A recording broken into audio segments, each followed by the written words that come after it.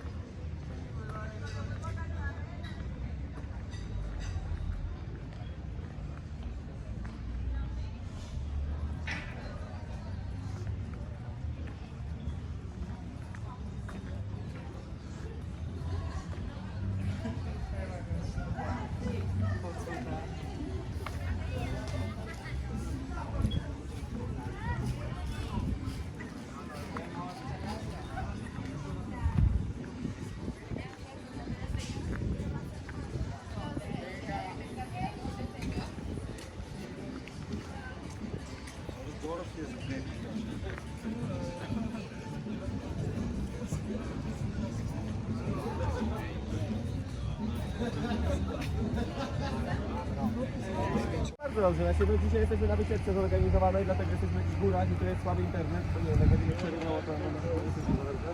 No, ale dzisiaj rzeczywiście do Guatape, tutaj jest taka skała, tu się grali tak trochę, oprócz tego jak było to miasteczko, teraz mamy jeszcze pociąg. Na wczoraj mieliśmy bo taką na 13. Nie no, tak jest, to opowiadałem, tam jesteśmy w Bogocie, tu Santa Fe, no to tam rzeczywiście będzie lepiej, bo tam było.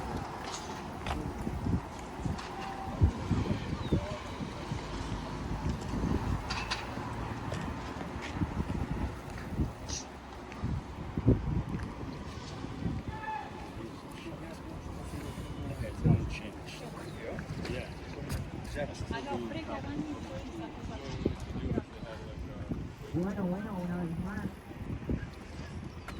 recordamos, grupo de Marlon, vamos a votar barco tricolor, grupo de Nelson, vamos a votar barco tricolor, okay, the people coming with Marlon, Nelson, please access tricolor bow.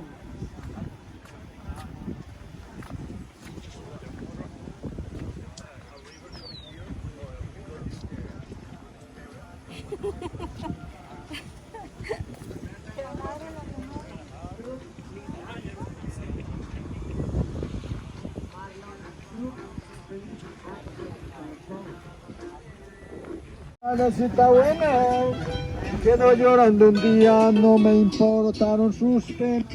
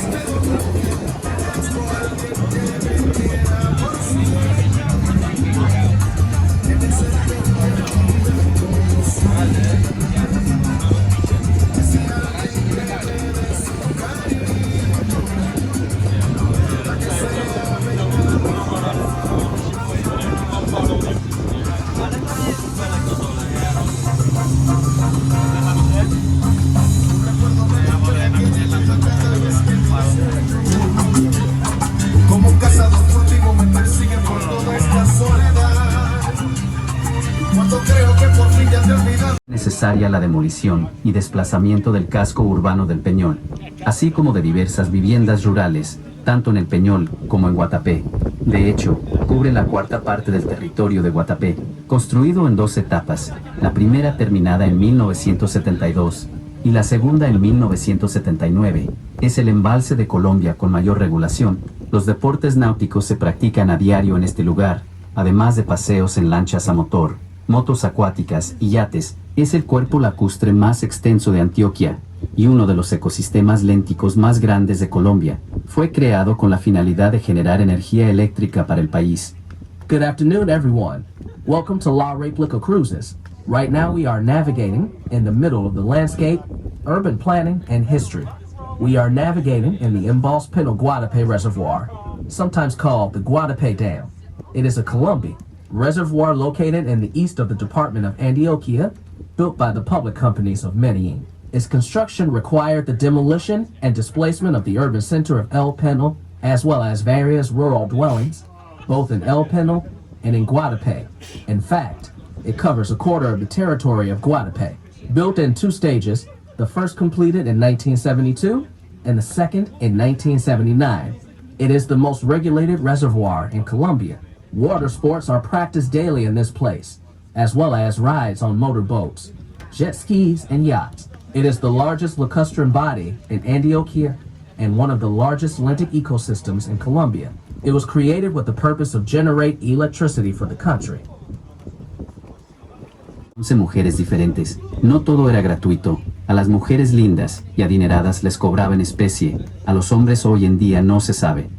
The house that we see on your right with red doors and windows belonged to Demetrio Galliano Jacob, a doctor of the poor, illustrious character of Old Peñol, remembered for his divinity, his intellect, and his love for El Peñol. He was one of the detractors of the Nair hydroelectric project. His house is the only one that was not flooded. It is 220 years old. Today it is preserved as a museum. This drive, never married, but it is said that he had at least 36 children with 11 different women. Not everything was free, beautiful, and wealthy women were charged in kind. Men today are not known. Parte construyó la torre en la cual reposa la Gran Cruz. Esta torre tiene 28 metros de profundidad en este sector y 12 metros de altura la cruz. Front part, we appreciate a metal cross. This place symbolizes what was the central part of the town. The park and also the church were located there. In the time of drought in Colombia, they took advantage of this and built the tower in which rests the Great Cross. This area has 28 meters deep around the tower, and the cross is 12 meters high. Fue construida en un terreno de 7 hectáreas. Contaba con campo de fútbol, piscina, helipuerto, cancha de tenis, muelle para hidroaviones y paredes con doble fondo que se usaban como caletas del dinero del negocio del narcotráfico.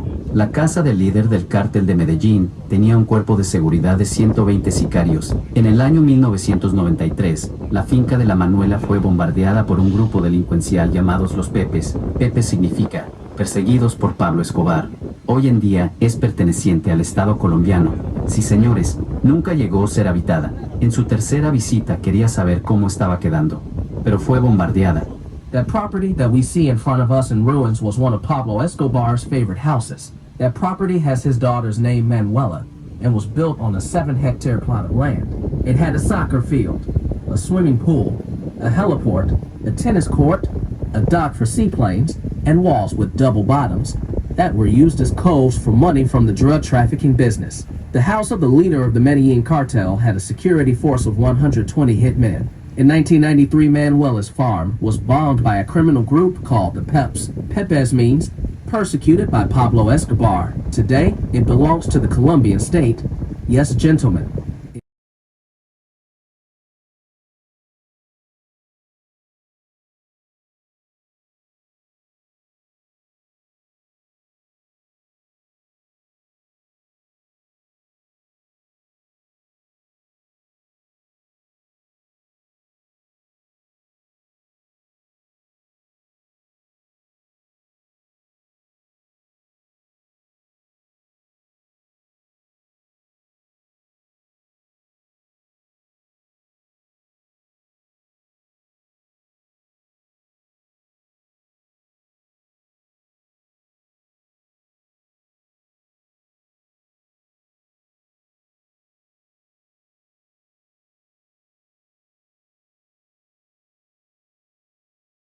with black windows. That property belongs to number 10, player of the Colombian soccer team, James Rodriguez. That house is valued as white property with the brown roof. It belongs to the goalkeeper of the Colombian national team, David Ospina. And just behind James Rodriguez's house, we found a giant black house that belongs to James Rodriguez's ex-wife. Those houses were together.